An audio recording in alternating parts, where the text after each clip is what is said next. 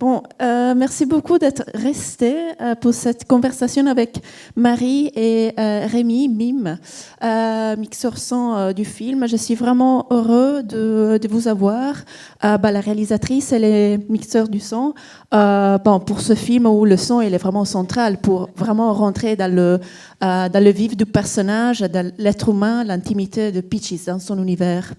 Donc, j'ai pensé de commencer, démarrer le Q&A ici avec Marie et Mime, de poser des questions à les deux et ensuite d'ouvrir les plateaux à vous en fait. Du coup, dès que vous avez une question, n'hésitez pas à lever votre main. Il y a quelqu'un qui est là avec un micro. Donc, on commence. Merci. Alors, Marie, je voudrais commencer par toi. Alors, tu as passé 17 ans avec Peaches, toi, en caméra et Peaches. Est-ce que tu pourrais nous parler de votre première rencontre, comment vous vous êtes rencontrés, juste pour donner un peu le contexte. Ouais. Comme vous l'avez vu dans le film, il y a d'ailleurs la première bobine de film, je tourne en 16 mm. La première image que j'ai tournée, la rencontre de Peaches, elle a lieu, on la voit dans le film, littéralement, quand elle est dans le couloir et qu'elle rencontre Genesis P-Orridge. Et j'étais à Bruxelles, j'habitais New York à l'époque pendant 23 ans, et j'étais de passage avec Genesis P-Orridge qui jouait au Botanique. Et je connaissais rien. Et d'un seul coup, Peach, je savais même pas qui c'était, qui déboule dans le couloir avec ses paillettes. Et c'est exactement ce que j'ai filmé. Et elle me dit, mais pourquoi tu me filmes pas moi aussi? Et elle m'a embarquée dans sa loge. Et c'est que 13 ans plus tard que j'ai compris que Genesis P-Orridge faisait le concert d'ouverture et non pas Peaches. Et qu'il a fallu du temps. Mais en tout cas, la rencontre s'est faite comme ça. Et puis après, elle passait beaucoup à New York voir sa sœur, Souris. Et c'est comme ça qu'on s'est revus régulièrement. Et puis, moi, je filme. Et elle fait. Et elle m'a embarquée quelque part sans que je sache au départ que ce serait un long métrage ou ce que ce serait. Ah, tu le savais déjà, voilà. Non, je ne savais pas, pardon. Je ne sais jamais. Il n'y avait pas, bien sûr, de scénario. C'était autoproduit à l'époque, etc. Donc, ça s'est fait avec le temps. Et à quel moment tu as compris que tu avais le matériel pour pour passer à la salle de montage? Oh, à la Comme fin. Ça. Enfin, je veux dire, ça prend beaucoup de temps pour moi. C'est un film qui s'est fait par aiguille parce que je travaillais à plein temps. Et puis, je faisais d'autres films. Et qui a permis au temps de raconter. Pour moi, le temps aussi raconte le cinéma, il raconte le portrait et l'évolution d'une artiste, en tout cas, ce qui m'a permis de parler du temps aussi. Et voilà, donc ça a pris le temps qu'il fallait pour pouvoir raconter ou trouver le fil de l'histoire. Voilà. Merci beaucoup. Mime, j'ai une question pour toi. Oui. À quel moment tu es rentrée dans le projet et comment vous avez travaillé ensemble, toi et Marie? On a bien travaillé ensemble, c'était sympa, l'ambiance de travail génial. était plutôt décontractée. J'essayais de pas trop prendre de bonbons. Et puis, en gros, moi je suis arrivé après le montage image et j'ai fait et le montage son et le mixage, mais qui en gros consistait surtout, on s'est surtout concentré sur les passages de musique live pour essayer de les rendre les plus vivantes possibles, parce qu'on partait d'un matériel assez simple d'enregistrement au Zoom. Oui, parce que ça c'est important. C'est vrai que je suis tellement heureuse d'avoir travaillé avec toi, parce que c'est la première fois pour moi que je peux passer 2 semaines au mixage. Ça m'est jamais arrivé. Et ça a vraiment porté le film, parce que j'ai filmé toute seule, comme toujours, caméra et son. Et le son est enregistré au Zoom, placé quelque part. Et le son était d'une qualité parfois extrêmement pauvre. Il y a 17 ans, je ne savais pas encore comment faire. Et tu as sauvé des voix aussi, pas que la musique. Ouais, c'est ça. C'est-à-dire qu'on a surtout bossé sur les passages de musique live pour les rendre les plus immersifs. Et puis après, essayer de récupérer un maximum de présence sur tout le reste, des gens qui parlent. Et puis après, on n'avait plus vraiment de temps, donc on n'a pas rajouté les sons qui manquaient, quoi. Pas que, tu as quand même... Ce que je voulais, moi, pour le son, Ouais. c'était aussi que les concerts filmés soit pas juste de la musique posée sur les images, mais qu'il y ait vraiment ce sentiment d'être dans le salle de concert avec la résonance du ventre, de la physicalité de la musique. Et ça, tu l'as vraiment retravaillé, tu as même joué des instruments. Ouais, j'ai dû refaire un peu des instruments, j'ai utilisé aussi de l'intelligence artificielle pour séparer certaines choses, j'ai dû rejouer un peu des synthés, j'ai pas rechanté quand même, j'ai pas fait ça. Et puis après, oui, après en fait, parce que en fait, j'ai utilisé des techniques de production musicale pour faire en sorte qu'on fasse monter la sauce. Parfois, j'ai resynchronisé des sons du disque. Parfois, j'ai retrigué des sons en fonction des batteries. Enfin, j'ai fait tout un tas de mélanges différents pour essayer de faire en sorte que, à la fin, on a un peu l'impression d'être dans une salle de concert, alors que c'est un zoom qui est caché tout au fond d'un gradin. À l'arrière de la pièce. Oui, parce que le son, il y a les histoires que j'enregistre. Je passe beaucoup de temps à pas filmer, mais à enregistrer des histoires. Et les histoires, Peaches n'est pas quelqu'un qui parle beaucoup, c'est plutôt quelqu'un qui est dans l'action. Et donc, il y avait la voix de souris qui était très, très, très faible, où il y avait plein d'histoires comme ça qui étaient quand même pas très bien enregistrées. Et puis sinon, un zoom, bien sûr, placé à un endroit dans la salle pendant que je filme des scènes de concert ou autre. Et là, ça a été difficile pour certains. C'était un certain défi, ouais. Mais je crois qu'au final, ça se passe pas trop mal. C'est cool. Ça faisait longtemps que je l'avais pas vu, effectivement. C'est quand même sacrément intense. Hein. Je me suis dit, waouh, ça... on va en hyperglycémie, quoi. Mais bon, j'aime beaucoup. Voilà. Et puis on essaie aussi de travailler quand même sur la fragilité entre les séquences fragiles où on tombe dans quelque chose de beaucoup plus profond. Et je trouve que quand on rencontre la sœur, on est directement confronté à quelque chose, à une autre ambiance. Et essayer d'avoir toujours ce contraste entre quelque chose de profond et en même temps dans lequel on essaye de garder la vie et en même temps qui est hyper confrontant. Garder cette fragilité-là. Oui, parce qu'il y a quelque chose de brut, comment je travaille, et l'économie du travail aussi. Et c'était important de garder ça et de ne pas tout rendre parfait. Parce que ce n'est pas mon truc, la perfection, surtout dans ce film. Bon, pardon. J'allais dire voilà. Je l'ai mis une question, mais je veux d'abord, toi Marie, une question en fait sur un autre médium, c'est la pellicule 16 mm. Tu utilises souvent la pellicule 16 mm. En fait, toute ta filmographie, tous tes films, ils sont réalisés en 16 mm. Et du coup, bon, je voulais savoir quelle est ta relation, qu'est-ce que représente pour toi ce matériel, le 16 mm. Et du coup, et aussi, voilà, toi, tu n'es pas seulement cinéaste, tu es aussi t'es artiste plasticienne, dessinatrice, illustratrice. Et du coup, comment les cinémas, en fait, ils s'intègrent dans cette pratique plus large, artistique? Oh, c'est deux questions. Ouais, okay. Le 16, je vais répondre assez rapidement parce que j'ai pas de...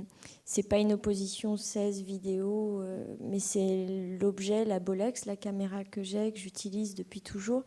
C'est vraiment comme un peintre qui utiliserait de la peinture à huile plutôt que de la gouache. C'est quelque chose qui m'a toujours... J'ai appris complètement en autodidacte une façon de faire qui a été par cette caméra, par cette façon de penser le rythme, le montage, même du tourné-monté, de penser déjà au montage pendant le tournage, une façon de faire des effets spéciaux directement en caméra. Puis à l'époque, à New York, je ne savais pas du tout ce qu'était la post-production et tout ça. Donc, il fallait penser le cadre et l'image comme si elle était finale. Et donc, penser autant à la couleur que la matérialité des choses, ce qui m'intéresse énormément. Dès le départ, il n'y avait pas d'argent, il n'y avait pas de finalité à être étalonné ou mixé. Donc, c'est aussi un rapport au tournage, à la façon de penser l'image sur le moment. Et puis, c'est quelqu'un de Peaches très électrique. Et moi, je suis aussi hyper de nature. Et il y a quelque chose qui, dans la forme du tournage par cette caméra, donne aussi cette énergie qui parfois est presque trop, mais de cette énergie de regarder le monde aussi à travers. Et la deuxième question... Comment le cinéma s'intègre? Ah ouais. En fait, j'y pense pas trop. C'est Je pense que tout se mélange de par quand on fait des films, on pense aussi aux costumes, aux couleurs, aux accessoires, aux décors qui sont très simples, comme par exemple la scène de gâteau, c'est juste un drap noir, une table en bois et on a fait des gâteaux sans sucre, avec des restes, des œufs périmés, tout ce qui était le plus bio possible, biodégradable. Et c'était des images, des flashs, des peintures que j'ai dans ma tête que je voulais réaliser. Donc c'est aussi une façon de mélanger la cuisine avec enfin, les arts ensemble et de faire composer les scènes de façon comme dans un atelier, un studio dans lequel je compose une peinture, quoi. Donc tout se mélange assez sans y penser trop. Après, il y a quelque chose de très, très, très clair pour moi, c'est que faire des films prend 17 ans, faire un dessin, il y a quelque chose de merveilleux, c'est que c'est là et ça peut être là de façon très concrète assez rapidement, ou de la céramique ou autre. Et il y a le résultat, le plaisir de pouvoir toucher immédiatement la matière. Le cinéma, c'est vraiment, il faut être très patient, il faut s'accrocher aussi. Ce que je fais, en tout cas, ça prend des années. Et j'ai ma toute dernière question pour après, j'ouvre au public, j'ai promis. Mime, tu as l'habitude de travailler avec des artistes en général, sous des formats aussi très variés. Tu as travaillé sur des documentaires, sur la fiction, court-métrage, long-métrage. J'ai vu dans ta filmographie comme ça qui est pour lequel tu as fait du son. Il y a par exemple À peine j'ouvre les yeux, c'est un film tunisien que je recommande vraiment beaucoup, où la musique joue un rôle fondamental. Et puis tu as aussi collaboré avec des artistes tels que Vincent Messène et Nelson Mankengo.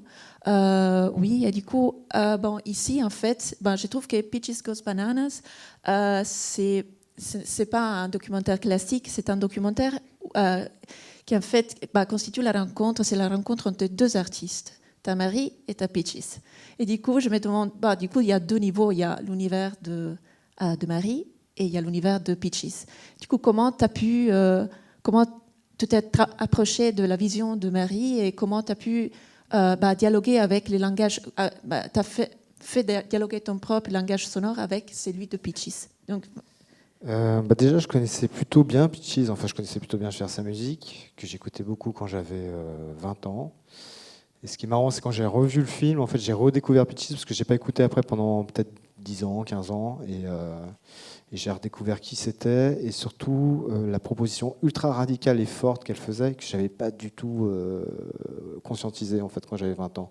Et ça m'a beaucoup interpellé, en fait, le geste politique qu'elle faisait, mais qui est une sorte de cheval de Troie. Moi, je biberonnais ça sans me poser de questions. Et en fait, je pense que ça m'a profondément influencé sur que peut faire une femme, quelle place peut prendre une femme sans du tout que ce soit conscient. Mais je me disais, elle envoie Peaches, quoi. Donc, je connaissais déjà Peaches. Je connaissais un peu les films de Marie. Et après, je pense moins en termes de langage de différents artistes que me mettre au service du film, en fait. C'est-à-dire que le film, à un moment, essayer d'aller vers la justesse du film, et ça, c'est au cas par cas, en fait. Donc, je pense que si on recollabore avec Marie, ce sera différent, même si c'est Marie qui est réalisatrice. Voilà. Et par rapport à la première partie de la question, je fais aussi pas mal de production musicale et je fais de la musique, donc c'est quelque chose qui a influencé évidemment la manière de travailler le son. Voilà. Merci. Du coup, des questions du public. Ne soyez pas timide. Oh, super. Tout en haut là. Ok. Merci.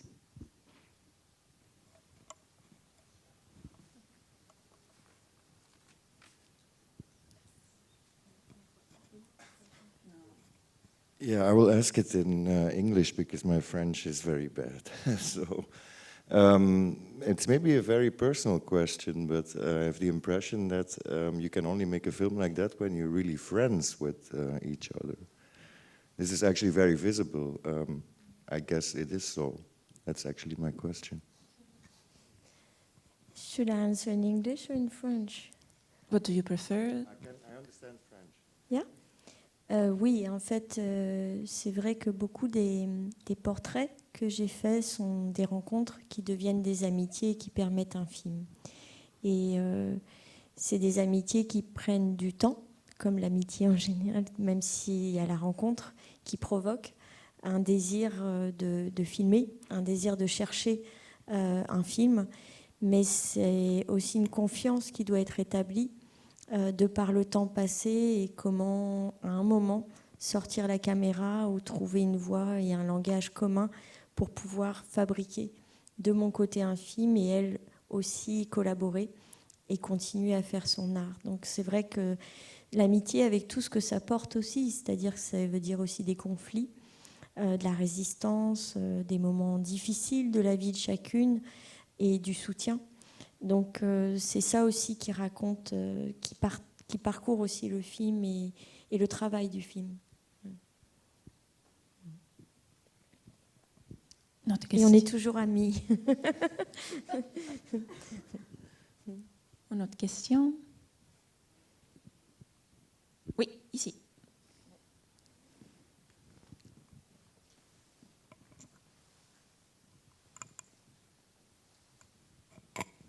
Bonsoir. Bonsoir. Donc c'est une question pour Marie. Si je ne me trompe pas, tu es quelqu'un qui aime bien... je peux tutoyer? Oui. Désolé. Qui aime bien te déguiser de ce que j'ai vu dans d'autres films. J'aime déguiser les autres. Oui, je me rappelle de déguisements que tu oui, as fait avec vrai. Tony Conrad. Ah oui, bien sûr. Et donc j'étais un peu déçu de ne pas te voir avec des déguisements typiques du groupe. Et je voulais savoir s'il y avait des rushs où tu avais essayé. Non, les déguisements ne sont pas dans le parcours du film. Je pense que j'étais en face de la reine du déguisement, enfin en tout cas de la reine du costume. Mais la place que j'avais était aussi un travail qui a été un équilibre à trouver par rapport à, en tout cas, l'apparition ou la présence pour pouvoir établir aussi la relation dans le film, qui est toujours un enjeu à trouver. J'essaye toujours de m'effacer. Et puis le pauvre Mime, il a mes rires sur toutes les bandes son. Et parfois, ça gâche des moments précieux d'histoire. Enfin voilà, c'est trouver aussi l'équilibre de sa place pour pouvoir aussi être et faire un film d'une certaine façon, ce qui est hors déguisement. Hein, mais c'est quand même ma place par rapport au filmer et filmer l'autre et être filmé. Parce qu'en tout cas, il y a ma voix qui est là souvent. Merci. D'autres questions? Alors, moi, j'ai une question très simple. Pourquoi le titre Peaches Goes Bananas? J'adore ce titre. Je l'ai trouvé avant de faire le film. Je mangeais un split bananas avec un ami à New York et je cherchais, je ne sais pas pourquoi, je faisais un jeu de mots entre peaches et bananas. Et à la fin du dessert, c'était Peaches Goes Bananas. Et je trouve que ça va très bien au film, dans tous ses états. Je pense que c'est un super titre. Quoi, pardon? Je pense que c'est un super titre. Ouais. Oui, c'est un super titre. Hein. C'est peut-être une chanson. Il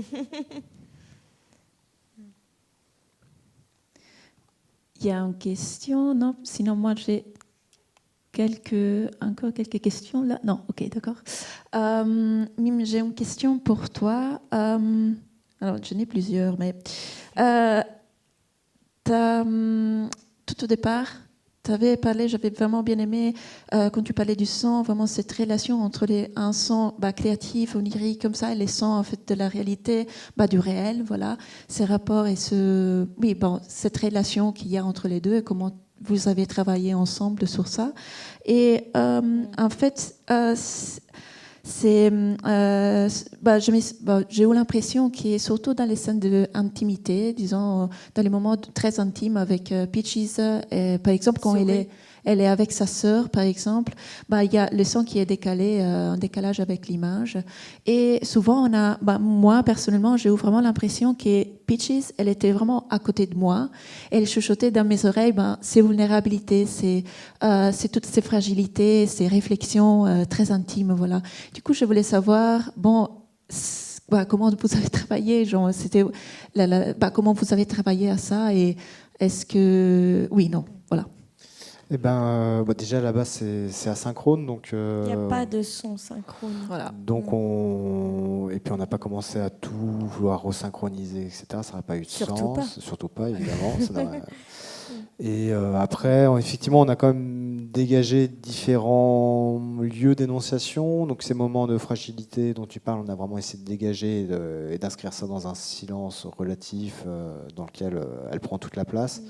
Et après, tous les passages plus documentaires, j'ai envie de dire, quand on est chez Souris, c'est un peu, on reste dans une forme de réalité, mais c'est un peu comme si on écoutait une radio finalement. Et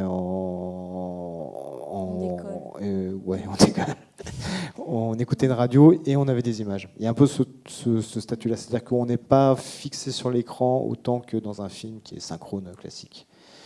Voilà, c'était un parti pris. Aussi, parce que toujours dans tous les films, je filme l'image et le son à côté. Et ce qui m'intéresse le plus, c'est vraiment l'image. Il n'y en a pas des tonnes, même après 17 ans. Par contre, il y a énormément de sons. Et le son, c'est l'univers qui m'intéresse le plus, presque au moment du montage, avec Aëlle Dallier-Vega, la monteuse. C'est qu'on ne peut pas monter l'image sans monter du son. Donc c'est aussi là que le rythme, l'orchestration émotive et rythmique et narrative du film s'opère, et qu'il y a une invention des lieux dans chaque espace, chaque scène qui est proposée, qui souvent est décalée et qui, moi, m'excite beaucoup et redonne une sorte de forme de création au moment du montage. Parce que c'est vraiment l'endroit où je m'éveille à nouveau pour pouvoir réinventer les lieux ou les émotions que je retrouve ou que je veux donner au moment des images, quoi. Merci beaucoup. S'il n'y a pas de questions du public? Non. Il n'y a pas de problème. Non, mais si jamais il y a des gens qui sont timides, je pense que Marie Loisier sera au bar. Ouais, et que vous pouvez toujours poser vos questions au bar, si jamais. J'ai une question, peut-être des questions vraiment pour conclure, disons. Qu'est-ce que tu gardes, Marie, de cette expérience avec Peaches? Genre, pendant 17 ans, tu as passé du temps, 17 ans, avec elle, la caméra et Peaches. Et du coup, qu'est-ce que tu gardes de cette expérience cinématographique faire aussi? Un film, c'est de toute façon une expérience d'amitié, de vivre en général. Donc, comme je sépare pas trop la vie de la création, je continue dans le même rythme. Et ce que j'en garde, beaucoup de choses, mais en même temps une énergie, un désir d'affirmer encore plus le désir. J'ai à peu près le même âge, de continuer, de se battre pour continuer à créer, pour exister et partager, et ne pas diminuer les éthiques de pensée, de vie et de façon de faire. Pour moi, ça, c'est très, très important. Et cette énergie aussi de vitalité, de s'accrocher à la vie, quoi. Merci beaucoup. Et Mime, j'ai la toute dernière question. Qu'est-ce que cela t'a apporté de travailler sur un projet queer, aussi personnel et joyeux et libre? C'était très rafraîchissant déjà, ça c'est sûr. Après, je m'étais déjà posé des questions de ce genre-là sur un projet personnel avant. Là, ça m'a apporté beaucoup de choses. Je sais pas, on a surtout bien rigolé avec Marie. Franchement, et puis on a fait tourner les serviettes, quoi. C'était cool. Le désir de faire d'autres films ensemble. Le désir de faire d'autres films ensemble. Magnifique. Et j'ai adoré travailler à Bruxelles. C'était un régal à Empire Digital et Michigan. Pour moi, j'ai trop envie de continuer comme ça. Bon, alors là, je conclue. Merci beaucoup pour tous vos mots. Merci pour tes questions. Merci. Quelle documentation. Et merci beaucoup au public qui est resté, aussi celui qui est parti, pas grave. Et voilà, le film, il sort. Mais cette semaine, il sort cette semaine. Si vous avez aimé le film, même si vous ne l'avez pas aimé, parlez, faites circuler. c'est pas grave. Mais voilà, c'est un film qui mérite de l'attention, qui mérite visibilisation et qui mérite aussi d'être au cinéma, voilà, et d'être vu. Merci à vous et au Palace et à Michigan. Merci. Vraiment.